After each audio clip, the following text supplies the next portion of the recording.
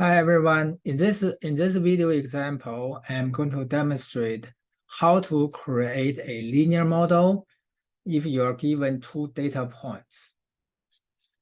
And first of all, the most important part when you do your homework is that you need to identify whether you have linear model or an exponential model. Now suppose we already identify we are going to have linear model, which has this format. Then how do you create a particular linear model? So for any linear model, we have this input variable, we have this output variable. And the input variable. The number in front of the input variable is the growth rate. So D is the growth rate. This is the one we are going to determine. And also the initial value. So as soon as you determine these two, the values for these two variables, you get a specific model. That's how that's what you're going to put it on the Blackboard to submit it as a linear model. Now let's look at a specific example here. And in this example, we are not given this growth rate and the initial value. So we have to calculate them. If they are given, you just need to identify them and put them in the place of D and P0, then you have a model. In this video example, we just demonstrate how to calculate these two numbers. So let's look at our example. A major snowstorm hits the Midwest. In the first 6.2 hours, a total of 21.7 inches of snow have accumulated. And in the first 9.8 hours, a total of 34.3 inches of snow have accumulated. Create a linear model representing the relationship between time in hours and the total inches of snowfall. So first of all, we are told we need to create a linear model. So this is our basic format of linear model. In other words, we need to determine what is the growth rate, which is the rate of snowfall, and the initial value. Initial value in here means right before the snowfall, or at the moment of it starts snowing, what is the amount of snow on the ground? We are not given that. So we need to calculate both numbers, D and P0. First of all, we need to identify what is the input variable, what is the output variable. The reason is when you calculate the slope of the line or the average rate of change or the snowfall rate, whatever you call it, and that is D in our linear model, you do need 2 points to calculate this average rate of change. But those 2 points have to be in particular order. You have to have input variable first, then output variable. You write those two numbers in that particular order. And that is why we have to identify what is input variable, what is our output variable. And from common sense, everybody knows no input, no output, right? That's a basic common sense. In other words, the output always depends on the input. So in order to tell what is the input variable, what is the output variable in this particular problem, you just need to identify what depends on what. In this question, actually, we are creating a model between time and the amount of snow on the ground. So which one depend on which one between these two? The answer is the amount of snow depends on how long it has been snowing, right? Not the other way around. That's common sense. So the time is the input variable, and the amount of snow is our output variable. So the output should be this. So the amount of snow is our PM, and the input is our time. This is our time. So I'm going to rewrite this down here. This is going to be inches of snow, and dn. You can put P0 as the first term and then plus dn. It doesn't make any difference because addition doesn't have anything to do with order, right? 2 plus 3 equals 6 plus 2, right?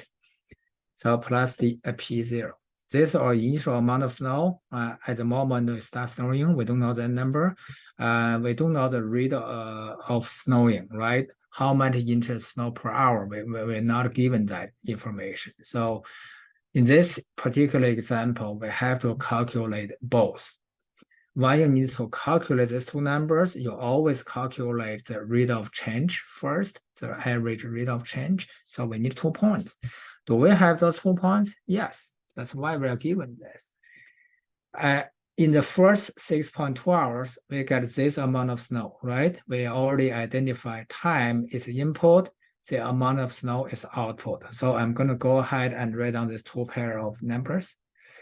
6.2 hours, we get 21.7 inches of snow. And at 9.8 hours, we get 34.3 inches of snow. So we get these 2 points. Now we are ready to calculate the average rate of change using this formula. Output minus output. The order doesn't matter, okay?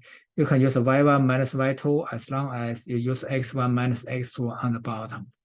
As long as you're consistent, you have 1. Okay, I'm going to use top 1 minus bottom 1. 21.7 minus 34.3 and 6.2 minus 9.8. Now I'm going to use my calculator. And parentheses, I just do it in one step. 21.7 minus 34.3 parentheses divided by parentheses 6.2 minus 9.8 equals, start over again.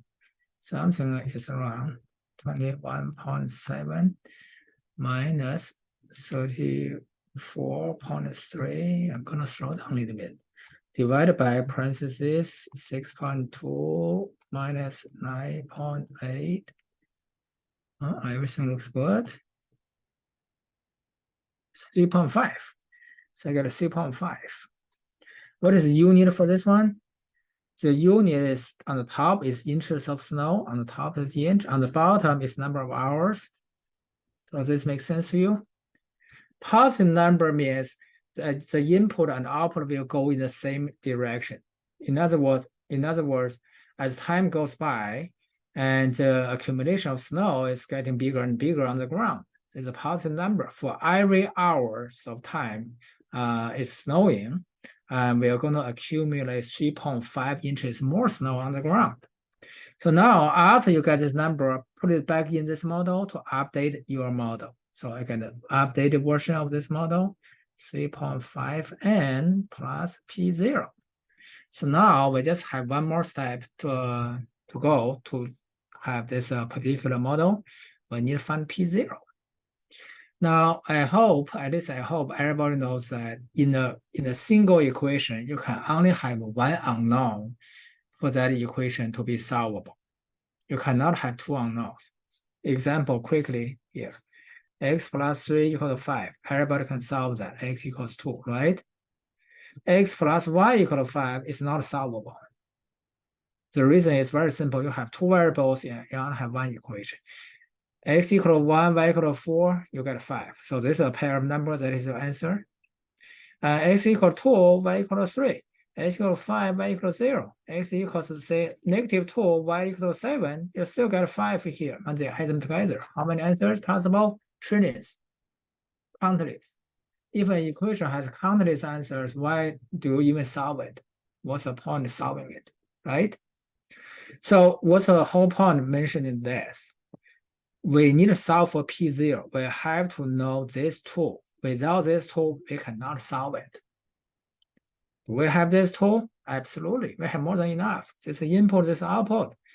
Input, output, input, output. We have 2 pairs, and we only need 1 pair to put in here to solve P0. Which pair to use, you may ask? Any pair is good. You can try the other one. I just used one in this video, but you can try the other one. I'm going to use the first one. So output is snow. So 21.7 equals 3.5 times input, which is 6.2 plus P0. So let's multiply together 3.5 times 6.2. 3.5 times 6.2 equals 21.7. So 21.7 equals 21.7 plus P0.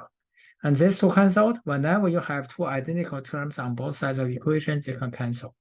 If you don't see that, it's just minus 21.7 on both sides, cancel both.